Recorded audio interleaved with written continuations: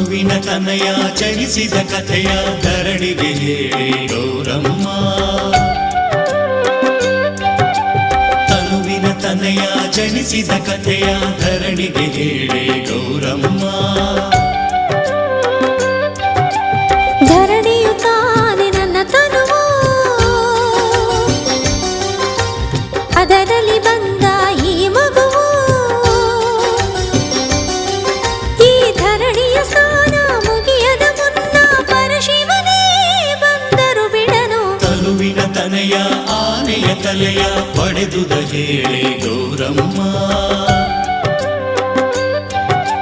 ತನುವಿನ ತನಯ ಆನೆಯ ತಲೆಯ ಪಡೆದುದ ಹೇಳಿ ಗೌರಮ್ಮ.